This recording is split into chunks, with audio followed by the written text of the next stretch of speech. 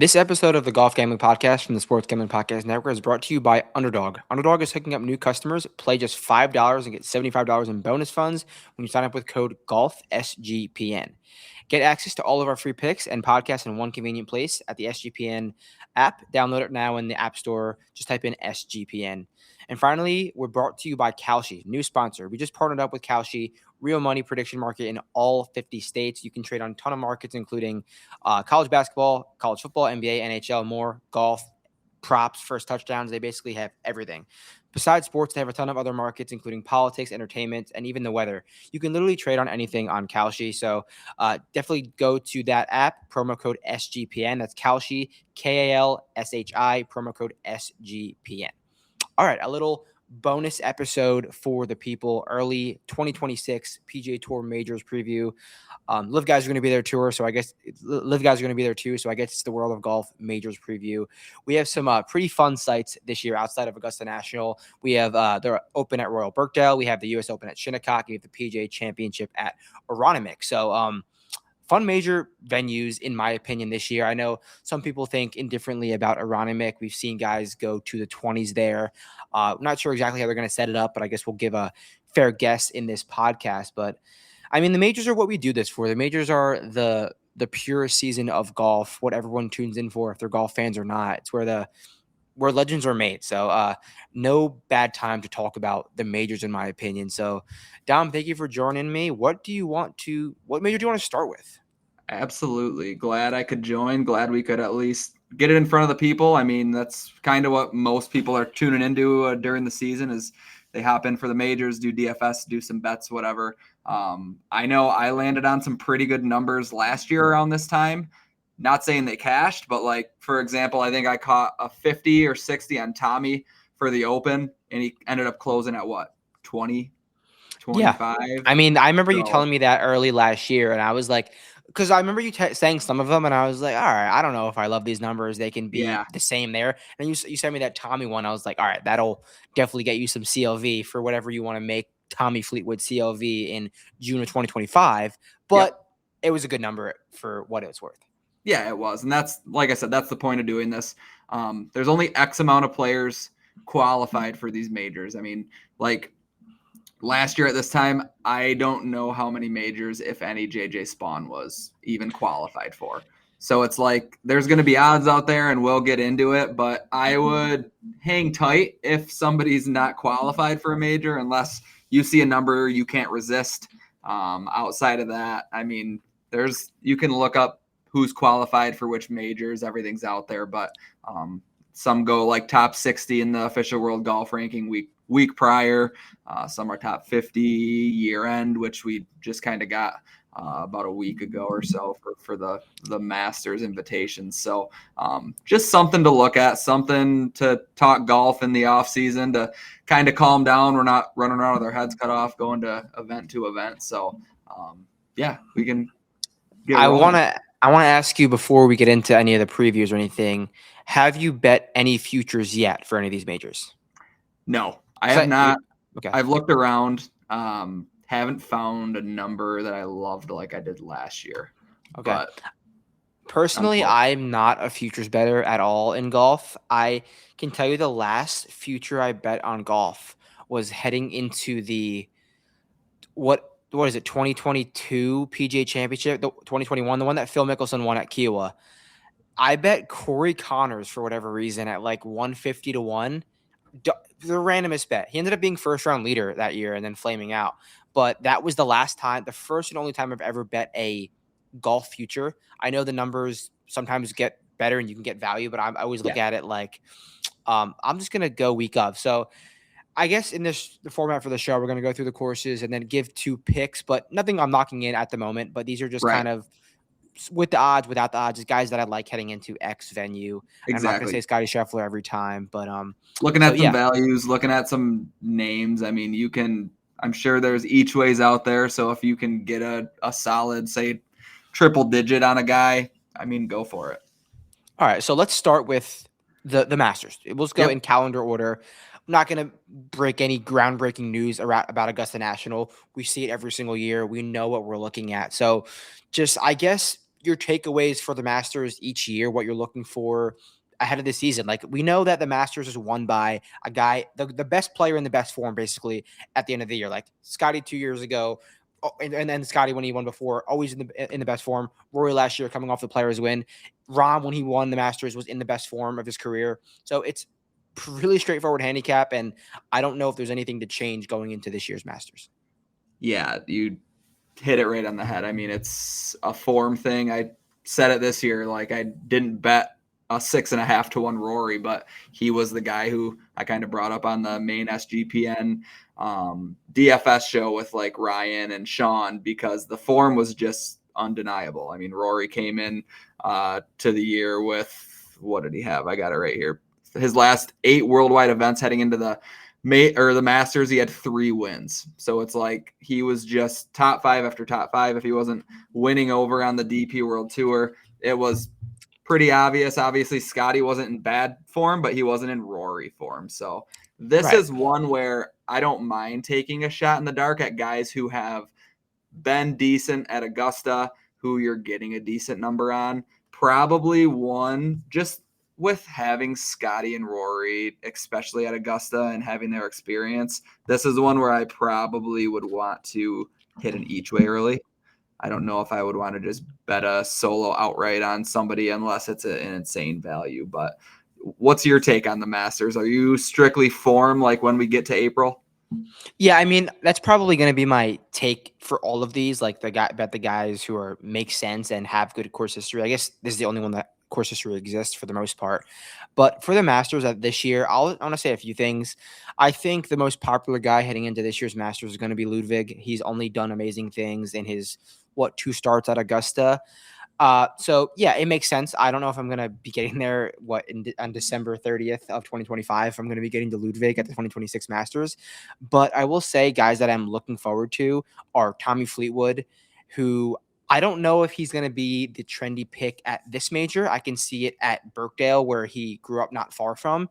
And so Tommy Fleetwood is someone I'm looking for. And then someone else a little bit more down the board that I was just looking at. And the guy that I want to bring up, not down the board. I've been so high on Bryson at Augusta for his entire career. Yeah. And everyone was like, no, Bryson's not the Augusta guy. And then obviously he's came out the last 2 years and almost won the damn thing. I wonder what the narrative is going to be around Bryson this year, because he's objectively like gagged it 2 straight years in a row. Or everyone's going to be like, he can't do it. So what's your take on Bryson at Augusta? Because I was planted the flag. I remember there was a tweet like with the guy from one of the Disney movies, like, post your unpopular opinion golf take with all the knives pointed at him. You know what meme I'm talking about? Yes. And I tweeted that like 4 years ago. Bryson wins a green jacket in his future. And everyone was like, are you an idiot? And then almost won it the last 2 years. So I'm in. But is he going to be trendy? I don't know if that was back when we were doing shows, but I was on the same page where it was like he transformed into this different type of golfer where we were like, oh, he's just going to overpower Augusta. I think that's in the cards. I think 16-1's a great number. That's where he is. Okay. Wow. I don't know. It gets a lot better. No. Shit. Like, that's something I would want to bet. Because like, what would he have to do or show even on Live to get to say the 20s? There's no way you get a 20. No. And I mean, if that's the case, then that's like an 85-15% there's no chance. There would have to be some type of injury, or he'd have to step away from it for a little bit, because as long as he's playing golf, and I agree. I think 16-1. Let me verify. I'm on that book right now. Yeah, you can get a 16-1 with a top 5 each way. I don't usually like betting each ways that short, but that seems like a pretty good number. What is it? He was top 7 the last 2 years, I believe, and those are probably bad top 7s. Like, he could have won either of those. Yeah. Yep. Yeah. No, and I'm remember with when you he at quoted the top of the board. The year that he went into the Augusta as the favorite, and he was like, "This is a par 67 for me." That's true. I don't care. It's truly a par 67 for Bryson. Whether that's good golf or bad golf that follows, it is a par 67 for Bryson. So I'm in this year on Bryson at Augusta, I believe. There's even a 9-1 out there on him. So it's like Wow. Like he's going to close closer to 10 than he is 20. So 16 is a great number. I would agree, especially like if you look down the board, I'm kind of odds shopping right now. Like Colin and JT are 25 and 30, and Bryson's 16. Bryson in that out of those three by far. Yeah, And because there's Colin a might be chance. trendy too. There's a chance we get to April and Colin's 50. Yeah. Remember, I think Seriously, I going mean into it's last year's Masters, I think JT was around 65, something like yeah, that. 60. Yeah. yeah. So if you don't start out hot, and like you said, I think Bryson sets up well. We know this. So 16-1 might be the best number you get if you have access to that. Wouldn't be a bad December 2025 bet. Is he consensus for us, or do you want to throw out anyone else at Augusta? He is at the top of the board. I will go down. I actually mentioned it to you before, I think the RSM, and you were like, he's not winning the Masters. But I'm probably going to bet Sam Burns at 100. Okay. I like Sam Burns at Augusta. I remember 2 years ago, whenever it was, I was doing a Masters preview, and I don't know why my mind just slipped, and I made the crossover with Sam Burns putting really well on Bermuda grass, and like I was like, yeah, we're in Georgia, and I was like, then I thought like, Augusta National is not Bermuda grass, and I gave a whole spiel on Sam Burns, and I was blatantly wrong. So, but with that being said, I like Sam Burns driving and when he gets hot with the irons, long irons at Augusta, and I know it's not Bermuda grass, but he could putt well anywhere. So I like that take too. Yeah, the best. I mean, you can get the each way for the 100 as well. That's what kind of pushes me over the edge. I mentioned you see Wow. a I didn't know you good were going to say triple 100. digit. You can get a top 5 each way on Sam Burns at Augusta. It would be his best finish ever. T46 last year, cut in 24, T29 in 2023, cut in 2022. So not the great track record we're looking for, but I think he's a guy who could come out of the gate extremely hot, and that number, I'd be shocked if this number's at 100 in But April. I really would. his major trajectories is only going this way. It's Yep. only getting better the last 2 years. So, I Yeah. mean, is Sam Burns good enough to win a major? Without a doubt. He should have won the All U.S. day. Open. If he got that ruling that wasn't in the water, he's probably winning that U.S. Open. So Yep. And that was I my pick there, and he kind of burned me. So I liked what I saw out I of don't think Burns he pretty much burned all you. year. He got burned. That was a good pick. He did. Yeah, He made all 4 cuts at the majors last year, which is something that I kind of that's look a for. win. It's a win. If you can contend on 4 of the hardest tracks or setups in the entire world all year. I mean, 2 top 20s PGA, he was top 20, and then obviously we said the U.S. Open, but 2 for 4 history at Augusta, 100-1. I can confirm I will be betting that. Yeah, I agree. Good pick. Let's move on. Let's move on the calendar. We move to May, the PGA Championship in May again for the last few years. Aronimink, Delaware County, Pennsylvania, just west of Philadelphia. Good to see golf come into this area of the country. Around a 7,200-yard par 70. Donnie Ross design. 2018 was redesigned by Gil Hanse and Wagner. So we've seen this golf course last time in 2018, the BMW Championship. Yep. Keegan beat Justin Rose in a playoff. Justin Rose also has a very good track record around here. So this is a golf course that if you hit fairways, you could definitely attack. It's in damn near a city. It can only be so long. And I think the only way they're going to make this tough is just really grow the rough out, because May in the Northeast, it's going to be rainy. It's going to be wet. If this was played in August when the PGA Championship used to be played, a much fairer test, in my opinion. So I'm seeing this as a potential if this is the scale of like driving accuracy test to like Bryson Wingfoot, I think there's a world with the way the golf technology is now that it could lean more towards Bryson Wingfoot, just bombing everything and getting it up there, because it's not the longest golf course in the world. So that's my take with Aronimink. What else do you want to add on the course, and then get into some picks? Yeah, it's hard to look at the BMW in 2018 because you mentioned at the top of the show, I mean, Keegan and Rose were both 20 under. Might be course record.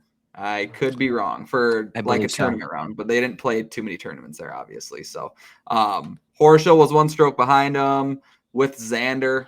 They were both T3, and then Rory was 18 under. I would be shocked if they get to this mark. It might be easy, but I would imagine their goal is to make it not that easy. I mean, the BMW Championship was a no-cut event back then. I think it was part of the playoff.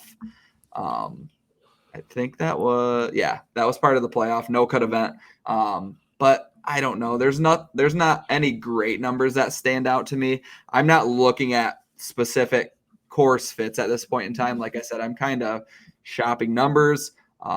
This is one you're definitely going to want to make sure your guys qualified for, because the PGA Championship kind of has qualifiers like throughout the year. I think that's the one I said at the top of the show that top 60 official world golf ranking, if not already qualified, like the week prior, gets into the PGA. So if your guy's not qualified, even if you have a lot of faith, I would maybe hold off on betting them.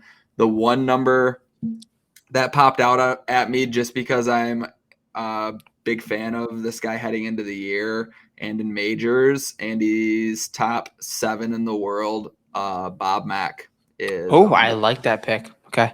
100 to 1. Wow. That is each way.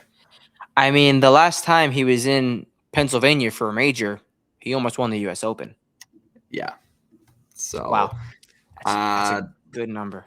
Last year at majors, McIntyre he got cut at the Masters, T47 at the PGA, solo 2 at the US Open, and a T7 at the Open Championship. What's the last Northeast Bentgrass golf course he played? Caves Valley. Almost won there. Yeah. I like that a lot. I think he gets back in the winner's circle this year. I agree. Had a great 2024 with the 2 wins. And then, like I said, when you see 100 to 1 on someone like that, for me, it's hard to pass up. There's one book, I won't say the name. They have pretty hilarious odds. They have Tristan Lawrence at 100 to 1 for the PGA. Probably should be closer to 20 to 1. So I think it's a good number. Won't play a single major this year. That's just incredible. That is so funny. My pick for this event is actually going to be a guy who plays really well on these style of golf courses, especially if it's softer and thicker and wetter. Victor Hovland. He definitely has the distance. He loves the Northeast Bentgrass. What is his number? So I don't know any of the numbers. So Victor, you can get a 33. That's probably going to be close to consensus. Maybe I wouldn't bet that now, but he's going to be that's where I'm at. I like Victor a lot this year. His numbers across the board, it's like he's pretty much in that 30 to 40 range for everyone. Yeah, so he'd be my play here at the PGA Championship. We know he's good enough to win one. He almost won at Oak Hill, which is going to be similar conditions. I think Oak Hill is going to be harder, but wet golf course in the Northeast, Bentgrass, I like it. I like it a lot. I agree. Yeah. Only other one that kind of stands out, and let me make sure this was the event I was thinking. For the most part, Akshay's 125. I think we both are fairly high on him heading into next year. I could be speaking for you. No, I'm high on him. I just don't know if I like him in major conditions just yet in his career. I know. Yeah. He's still so young. I mean, I think I bet him at Augusta, low key, and it just like he has the shots. It's just maybe not all the shots yet. I remember he played with Rory last year at Augusta, and he just like did not look like he was ready. I watched the whole first round. So yeah, his major record's not great. He's played what is it? 8 majors so far, and he's missed 4 cuts. So he's got plenty of time. I'm not worried about Akshay at all. Yeah, he does. I just saw a couple hundreds on him and thought about it, but that one I don't believe came with the each way. So I don't mind that. Probably not going there. But outside of that, I think Bob Mack's another one I probably will just bet. Yeah, I did not expect you to say 100 at all. So same thing with Burns at Augusta. Like I like both of those numbers. Yeah, it's just where it's like you're betting on the player. I have pretty high confidence in both of them. So to be 100 to 1 at any major across the board, like I said, it's December. We're not looking at course setup. We're looking at guys who are going to be in great form. If the Bob Mack number is higher than 100 when we get to that point, okay, I lost out. I'm willing to take that bet. Which I don't think you will. So I like Yeah. that pick. All right, let's move to June. We have the U.S. Open. You want to take the lead on this one and give us some U.S. Yes. Open information? Yes. So we got Shinnecock Hills Golf Club. Last saw this one in 2018 as well. Brooks obviously won that 1 over. Probably, which it usually is the U.S. Open, but this is going to be the most difficult major of the year. It's all going to depend on weather. If the wind's swirling, obviously this place is going to be impossible. Somewhere it's kind of a plotter's course in a way where you're going to want to be straight off the tee. You're going to want someone with strong long irons. And then bogey avoidance here is like, obviously, I feel like every year for the U.S. Open, we talk about bogey avoidance and keeping the ball in play and just playing your own game. But we're looking at, I mean, in 2018, this was a par 70 that played almost 7,500 yards. So Yeah. that with all the teeth that it brings as well, going to be tough. Do you have any main thoughts about Shinnecock as a whole?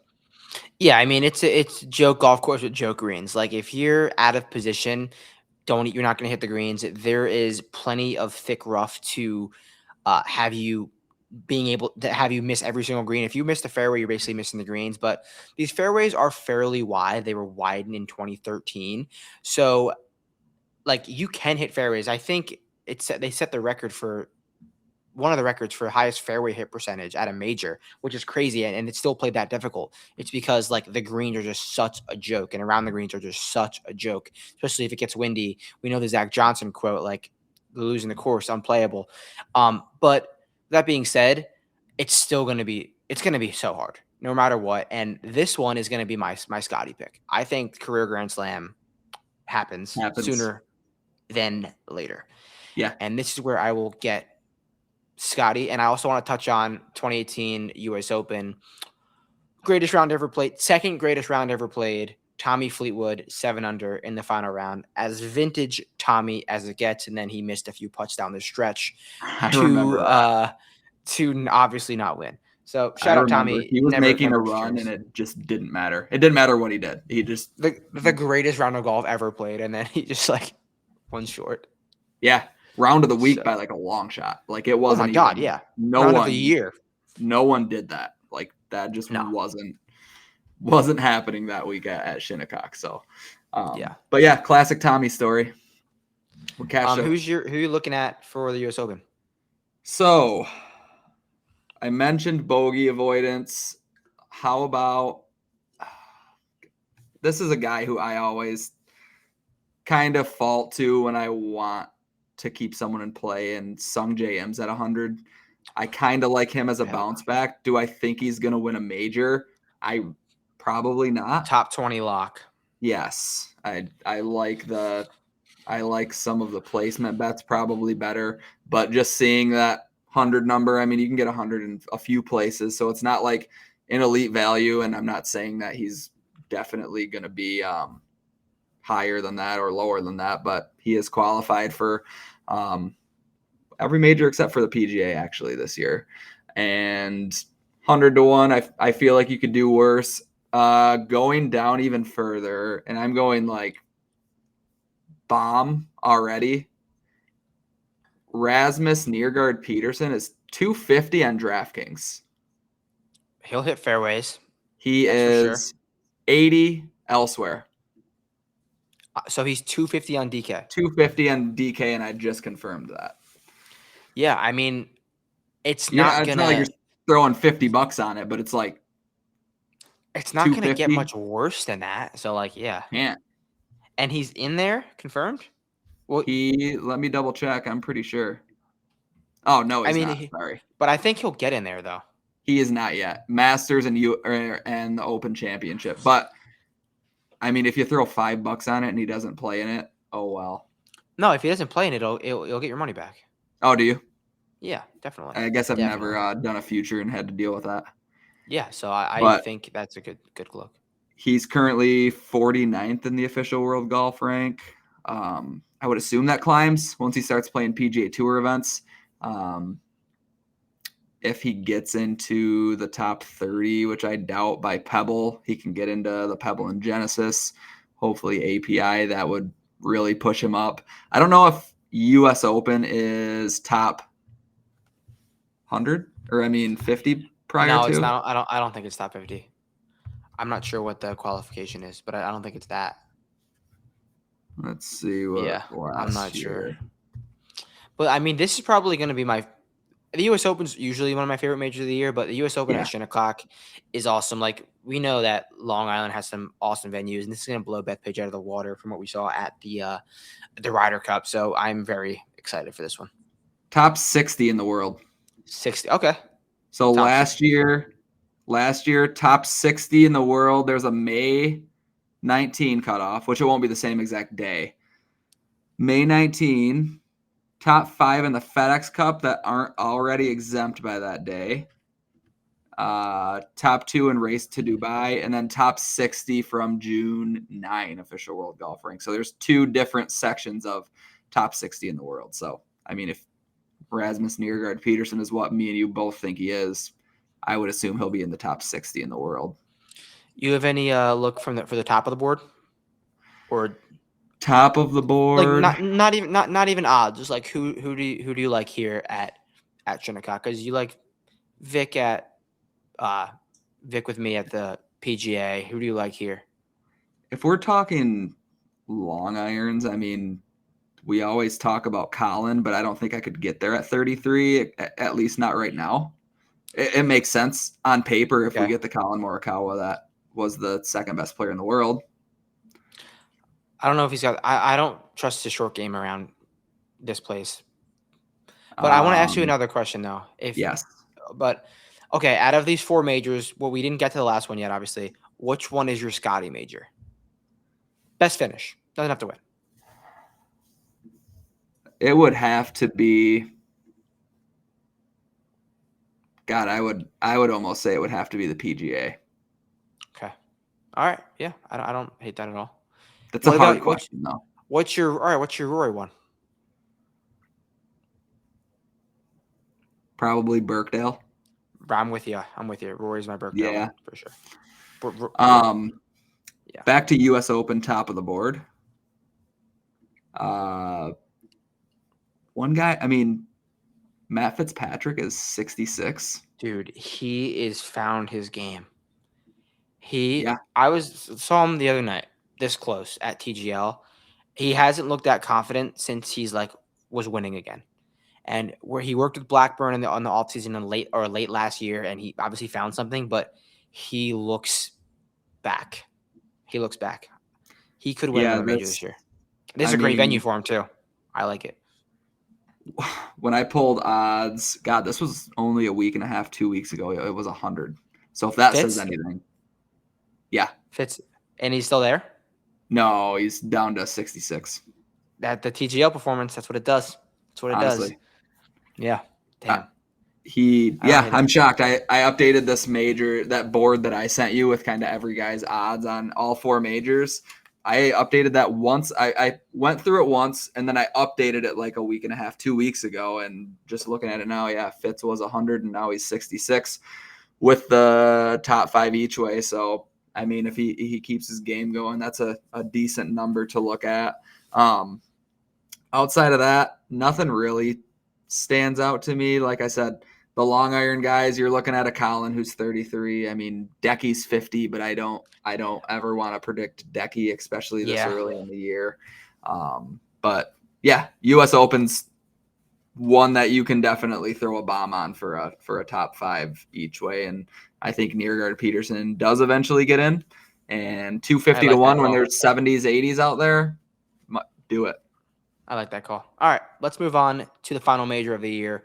We head across the pond. Royal Birkdale. Want to take the lead on this one as well? Yes. So Birkdale, if you don't know what this one's famous for, obviously Jordan Spieth's 30-minute 13th hole where he hit one off onto the driving range, took a drop. I actually watched that a couple weeks ago I remember watching that live. Like I had Spieth in my season long. I think that was like my second or third year when I actually did the season long on my own. And remember watching that. Kuchar's just chilling in the fairway, waiting for Spieth to do his thing. But Jordan won at 12 under.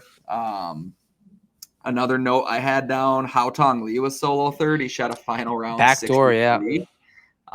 He has full PGA Tour membership this year, so that's a guy who I absolutely love and have been on for a while. They played at Birkdale in 2008 as well. Padraig Harrington won at 3 over. Horrible weather from what I could tell, like 35 to 40 mile an hour winds with consistent rain almost all 4 days. So somewhere in the middle of there, probably closer to the Spieth one, depending on weather, obviously, which we won't know until we get to that point. But the one point I wanted to make was the amount of Americans that have won this in a row. Is it 4 now? I didn't even think of that. So Cam Smith was the last one? Yeah. Cam Smith was the last one in 2022. So, yeah, Harman, Xander, Scotty. It's 3. Kind of rare. It's going to change this year, I think. I do too. It's going to change.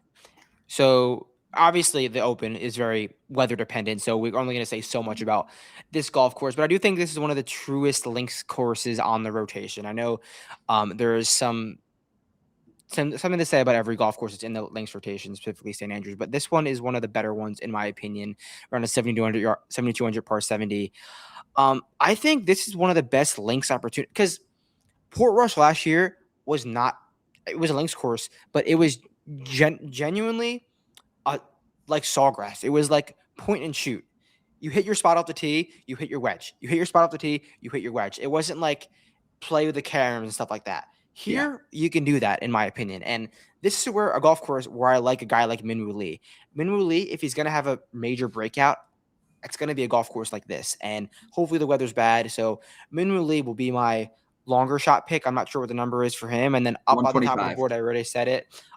This is going to be my Rory spot for the year out of the majors. So not saying I'm going to bet the Rory, but this is my one Rory spot. Scotty was US Open. And then Minwoo, I think this is a spot for him to break through or do something special. Yeah, Minwoo's 125.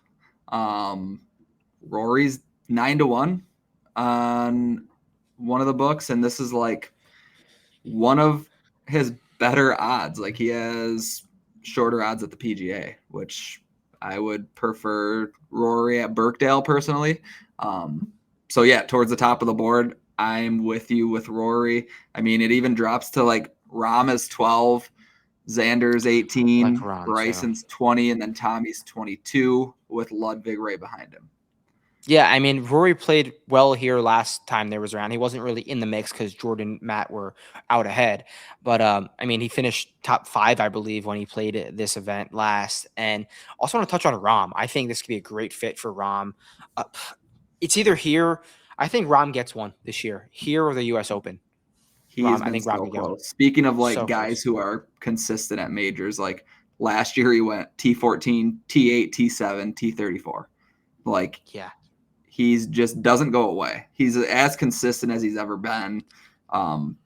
He's scary. He deserves to be third in line in every single major with these guys. Yeah, I just think, I mean, Rahm's going to win a lot on LIV this year. Like the fact that they're going to 4 rounds, he almost won so many times last year. If he had one more round, he was going to win. So I think this is going to be a big year for Jon Rahm, genuinely. When and what major do you think Ludwig's first is? Because he's really only shown any life at Augusta with 2 top 10s. He's never made a cut at the PGA. No, he also was 36-hole leader at the U.S. Open Pinehurst. I think a U.S. Open too. Or he might have. Yeah, he was 36-hole leader. 36-hole leader. Then he kind of was around on Sunday, but he blew it up on Saturday. But I think it's gonna be a U.S. Open. 25 here, and I feel like that's where he'll close right around. Unless something crazy happens and he goes nuclear early, because it's the last major of the year. Yeah, like there's a world I just bet Ludwig outright every year, every week this week, just like Ludwig, $50 on Ludwig, just Ludwig, because I just believe in him so much. I agree. When he won, where did he win early last year? Torrey. I had him at Torrey last year. Yes. When he won that, I was like, he could win. He might win 3 times this year, and he did. And he didn't. had the chances, and then he just didn't play well. Yeah. Didn't play well. Going a little bit further down the board, if this American thing's going to continue, Cam Young at 70 is kind of interesting to me. Okay. Let's just talk about Cam Young real quick. Yeah. We'll close out with doing the Cam Young bit. I think I put the over-under on majors for Cam Young this year at 3.5. He could win all of them. He is the greatest golfer to walk the earth. I'm all the way back in. Are you serious or are you lying? No, he's You're not actually in? I'm in. The dude Okay. is so I know you're confident. joking about the major thing, but I didn't know if that was like I'm in. No, I'm in. Yeah. I forgot about Cam Young. It's because I think about him so much. I try to drown him out of my brain, and he's been drowned out the last 24 hours. So I'm back in. Now my weekend is cooked. Damn it. He is in all 4 majors. Yeah, he'll be final group in all 4 majors.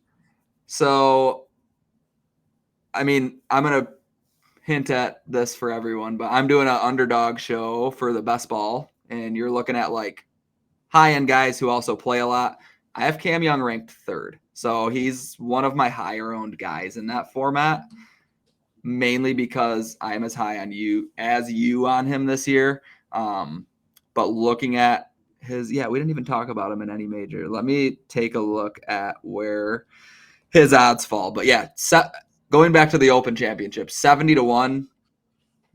That's a pretty great number. It looks like one of his best. Did you see this 75-yard hook he hit at TGL or no? I didn't. So, real quick story. There's this hole called Stinger, which is the hole you have to hit literally a stinger underneath the rock. And then your second shot, if you hit it well, is like you'll have a good shot.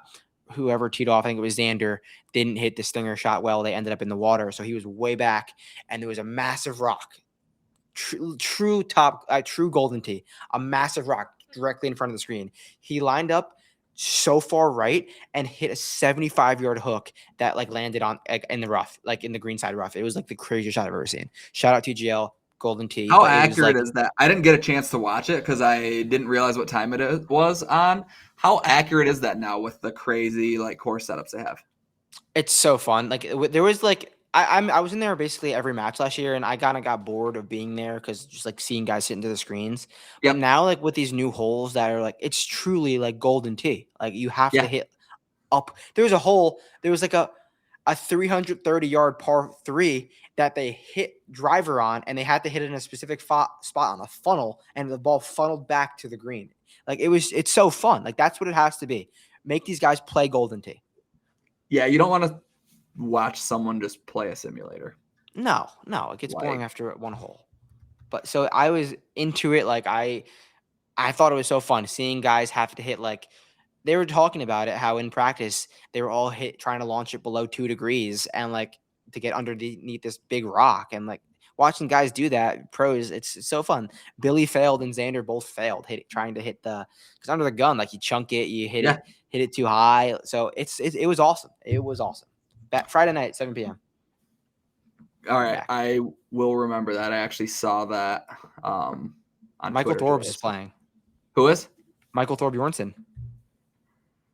Another guy who I'm extremely high. I mean, we don't have to talk to anyone about that, but last pick for the Open, 400-1, Christopher Wrighton. Oh my God! Yes, he might close 10-1.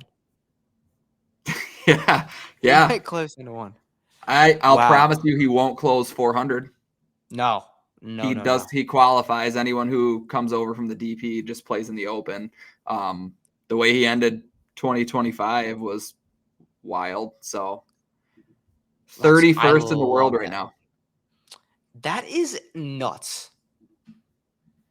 Christopher Wrighton. If you don't know who Christopher Wrighton is, the next best thing to come out of Norway. He looks like a pure Viking. Viking Cup. Would he make Viking Cup? Oh, without a doubt. He's on the Viking Cup team. Yeah. He's top 4 in the Viking Cup.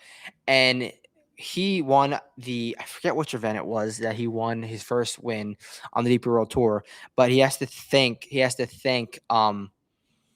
what is that guy's name? The golfer who looks like Ricky Fowler. Ewan Ferguson. He has to thank Ewan Ferguson because it was the last hole of this event. The name of the event's blanking me. Ewan Ferguson had 110 yards from the first cut of rough, had to make a par to win. He hits a wedge, flies the green by 20 yards. Obviously doesn't get it up and down, and then Wrighton wins in a playoff from after shooting 63 that day. So Wrighton is a stud, absolute stud. And he did that multiple times on the DP World Tour. And then speaking of Wrighton's win, I want to talk about the guy who was second in that event, Jaden Shaper. Look out for him. And that he's been playing really well recently. I think he just won. He just won twice? After his T2 to Wrighton, he won the next two. 24? Yeah, he's the future. He's a young stud. He's always been hyped up. He can do it all. He is a guy who gets lights out on the greens. He went absolutely lights out. T5, T6, 23, 22, win-win to end the year. That's a good end of the year. That is a good end of the year. Shout out Jaden Shaper. You probably saw the video of him beating Ryan Gerard. Yeah. Shout out Ryan Gerard too. But yeah. Wow. So that's gonna be fun to watch. I like that pick with Christopher Wrighton. I like all the picks. 400 is. I also guarantee I will be betting that right now. So, yeah, I like that a lot. But Tom, thank you for joining. I hope you guys enjoyed this major preview. Last show until Dom's underdog underdog best ball show. Yeah. Yep. Yeah, and then we'll get back to it with the Sony Open in a few weeks. But thanks for everything this year, the final show of 2025, and we'll catch you guys in a few weeks. Peace out. See ya.